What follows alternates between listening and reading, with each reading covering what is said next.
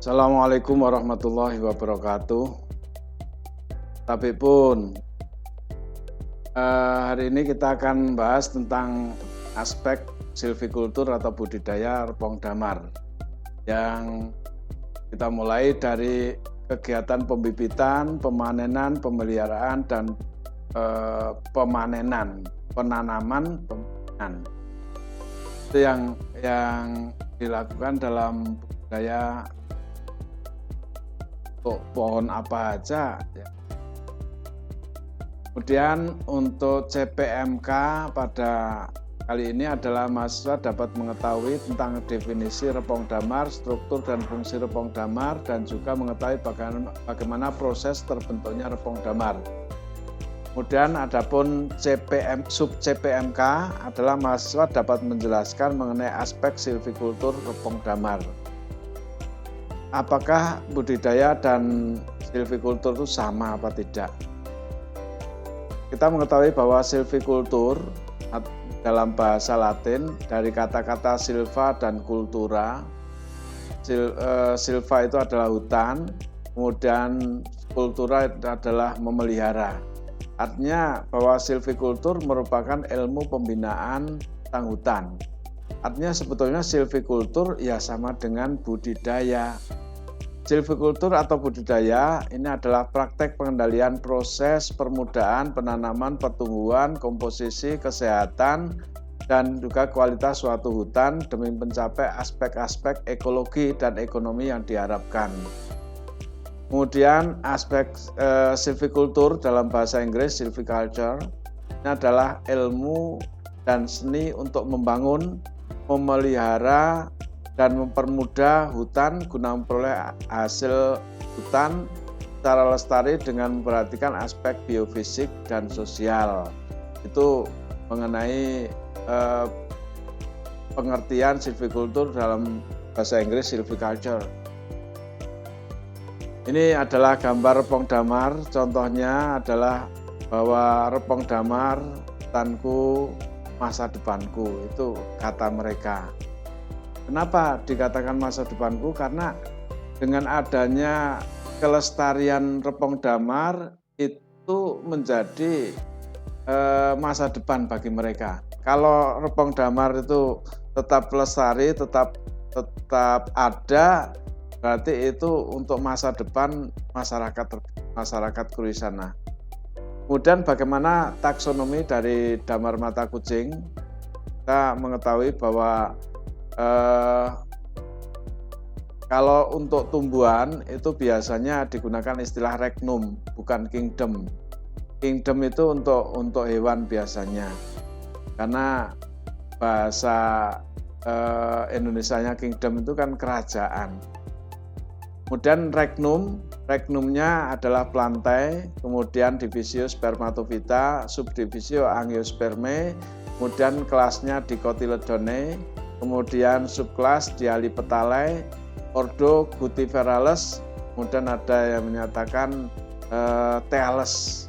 Tapi sama-sama keduanya ini mempunyai saluran resin, baik Guttiferales maupun Thales sama-sama mempunyai saluran resin. Adapun yang penting adalah bahwa familia dari damar mata kucing adalah Dipterocarpaceae. Kita mengetahui bahwa Dipterocarpaceae merupakan vegetasi pohon yang menguasai hutan-hujan tropis. Baik di Sumatera, Kalimantan, Sulawesi itu didominasi oleh Dipterocarpaceae. Genusnya Sorea, kemudian spesiesnya adalah Sorea javanica. Ada autornya yaitu K. et P. Itu adalah autornya, singkatan dari autor, et itu dan dalam bahasa Latin. Ini damar merupakan getah hasil sekresi dari pohon jenis Sorea spp, kemudian Vatica, Triobalanops, semua adalah dari famili Dipterocarpaceae, baik Sorea, Vatica, Triobalanops maupun Hopea dan sebagainya. Ini merupakan famili Dipterocarpaceae. Damar mata kucing merupakan jenis pohon asli Indonesia. Kemudian menyebar di semenanjung Sumatera, kemudian juga semenanjung Malaka juga, dan jarang ditemukan di Jawa. Kenapa? Iklimnya sudah berbeda. Kalau di Jawa itu sudah tropika kering, tropika musim. Kemudian kalau di Sumatera, Kalimantan, Sulawesi ini adalah hutan hujan tropis. Ini berkaitan dengan kawasan hutannya seperti itu, sehingga kalau di Jawa jarang ditemukan damar mata kucing. Damar ini menyebar secara alami di Krui Selatan. Jenis ini merupakan jenis pengisi dari hutan hujan tropis dengan curah hujan kira-kira rata-rata sekitar 3.300 mm per tahun pada ketinggian yaitu 300 sampai 500 mdpl. Maksudnya 300 sampai 500 meter dari permukaan laut. Tumbuh baik baik di lahan kering maupun tanah tergenang, tanah liat, tanah berpasir, ini bisa tumbuh. Yang penting adalah bahwa tumbuhnya ada lautnya, ada angin lautnya ke situ. Kalau tidak ada angin lautnya ya tidak bisa tumbuh dengan baik. Damar mata kucing merupakan komoditas penting bagi kehutanan sebagai penghasil damar. Namun untuk penyebarannya ini banyak mengalami kendala. Mulai dari pembibitannya sampai dengan penanamannya ini ada kendalanya yang dijumpai di lapangan. Beberapa kendala pembibitan itu ada, kemudian juga dalam penanaman juga kita mengetahui bahwa di Unila aja menanam dari tahun 2005 sampai sekarang pohon damarnya itu hidup segan mati tak mau. Itu karena apa? Karena ya dalam penanamannya ada faktor X yang belum kita jumpai apa sebetulnya penyebabnya. Itu untuk silvikulturis yang ada di Unila ini yang bertanggung jawab untuk memperbaiki. Kita kembali lagi pada apakah benih, apakah bibit, bagaimana cara pembibitan. Karena damar itu juga memerlukan perhatian. Mulai dari pembibitannya kita mengetahui bahwa benih ini adalah kumpulan biji. Yang kalau sudah jadi benih itu kumpulan biji yang sudah diseleksi. Kemudian bahkan ada yang mengatakan sudah sampai ada perlakuan. Kemudian baik yang siap untuk ditanam, baik ditanam langsung di lapangan maupun ditanam di polybag. Kemudian kalau bibit itu sudah perkembangan dari kecambah setelah benih ditabur atau bisa berupa bahan tanaman dari hasil perkembangbiakan vegetatif yang siap untuk ditanam di lapangan, itu namanya bibit. Bibit dari penyemaian, anakan bawah tegakan, bisa stek pucuk, ini bisa menjadi bibit. Beberapa kendala dalam pembibitan antara lain adalah bahwa benih itu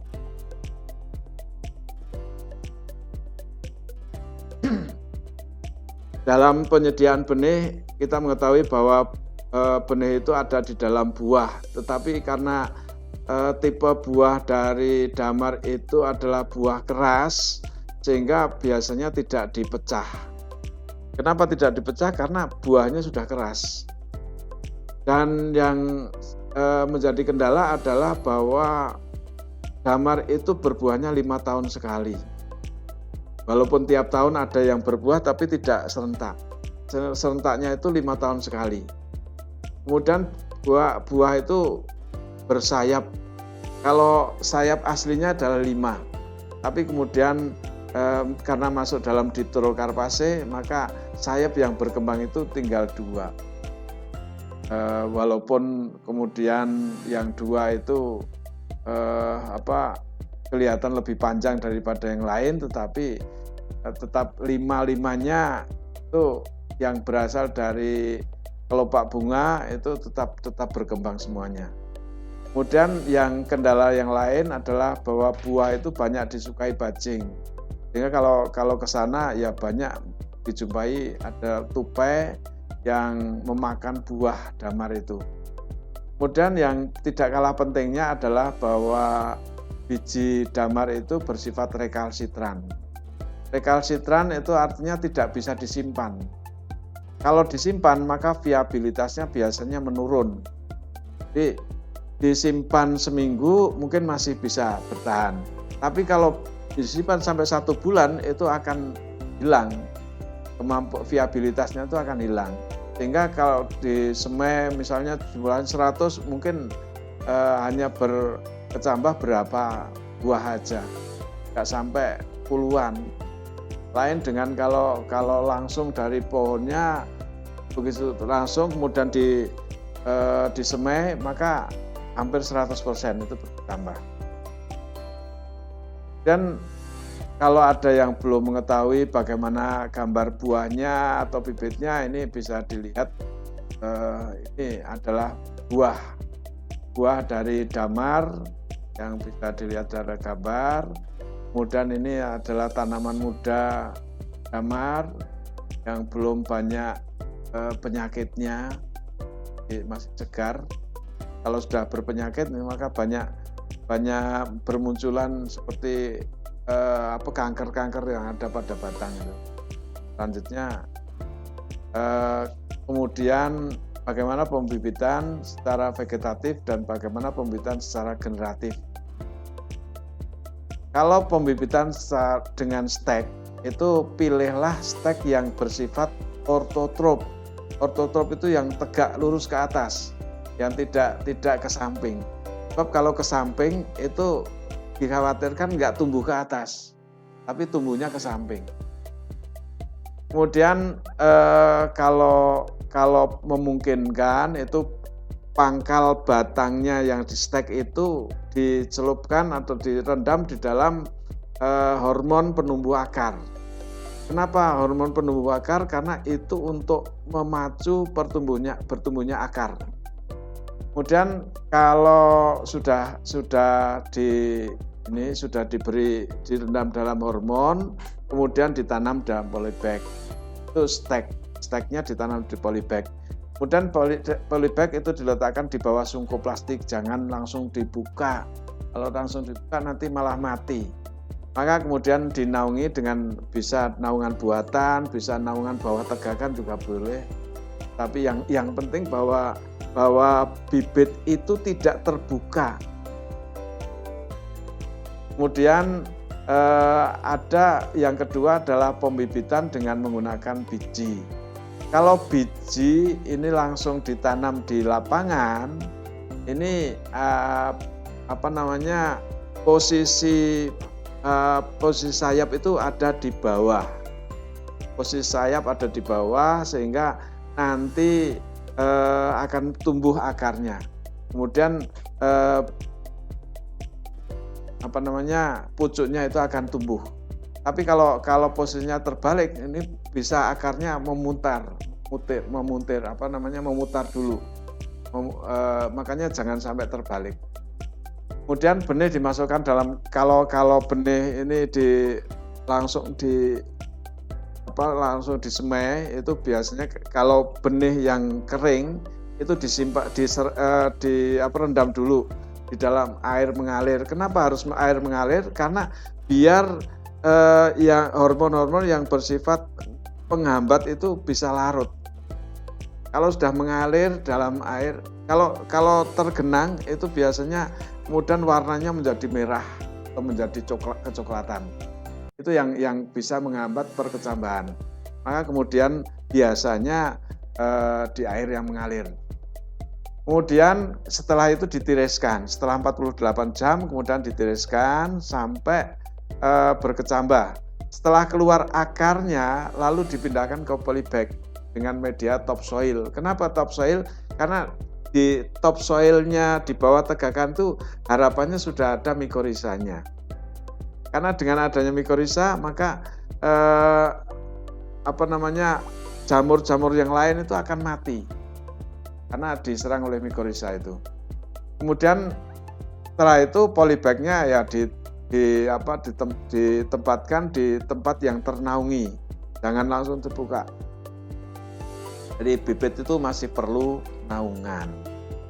Kalau cari hamanya juga ada hama semut, ulat daun, tungau, itu banyak di persemaian, baik semai damar maupun semai lain. Kemudian bagaimana cara penanamannya? Ini kita perlu mengetahui bagaimana cara penanamannya. Waktu penanaman itu sebaiknya di awal musim penghujan. Jadi kalau sudah mulai hujan, kemudian ditanam. Kenapa? Biar menghemat penyiraman. Tidak perlu dilakukan penyiraman lagi. Bibit dari polybag dapat langsung ditanam dengan terlebih dahulu dibuang plastik. Nah, jangan langsung polybagnya langsung ditanam. Kalau polybagnya langsung ditanam, nanti khawatirnya nggak bisa tembus, walaupun yang namanya akar itu tetap. Bibit dari anakan bawah tegakan terlebih dahulu dicabut secara hati-hati, kemudian daunnya dipotong setengahnya untuk mengurangi penguapan. Juga akarnya jangan terlalu panjang, akan memacu untuk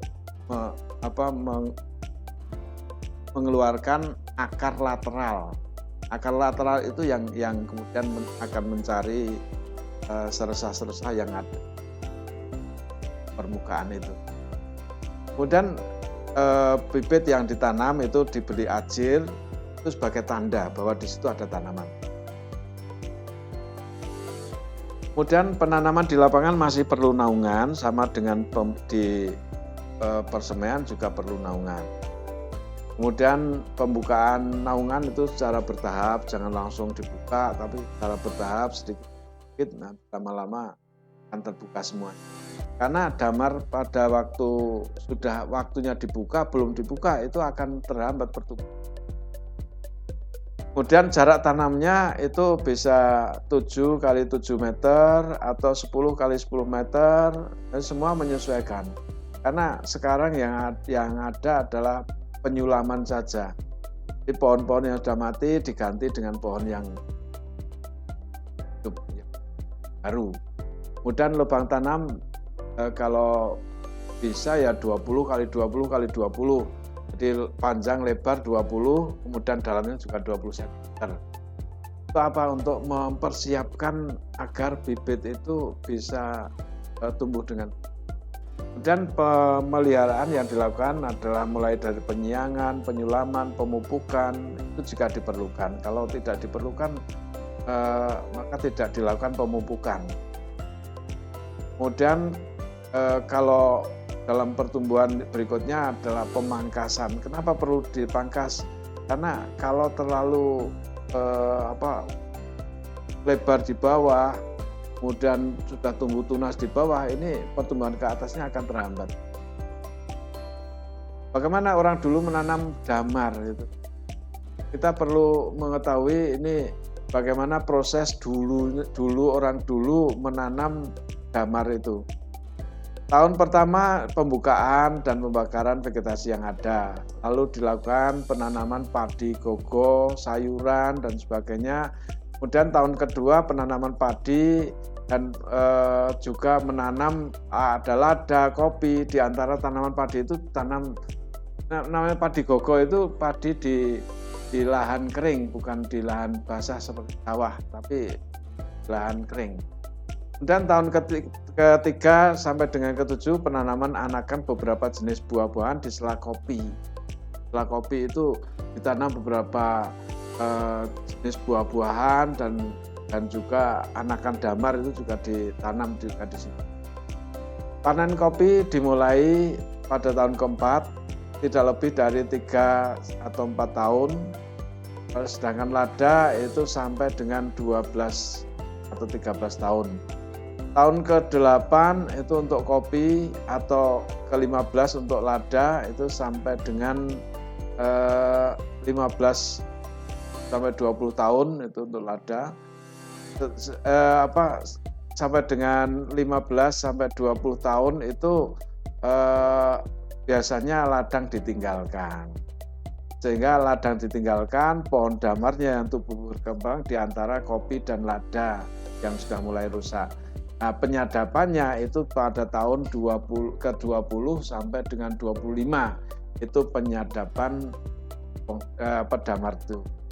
Kemudian pemeliharaan yang dilakukan adalah pemeliharaan, biasanya masyarakat Krui itu tidak melakukan pemeliharaan damar, enggak pelihara, biarkan aja. Kemudian kecuali mungkin pengendalian gulma pada tahun pertama itu kemudian dibersihkan gulma-gulmanya, kemudian kalau ada yang pohon mati disulam, itu yang dilakukan. Kemudian pemupukan hanya di awal saja, pada waktu penyemaian itu kemudian dilakukan pemupukan agar tanaman itu siap untuk ditanam. Sebetulnya tanpa pemupukan asal sudah terinfeksi mikorhiza nggak perlu dilakukan pemupukan.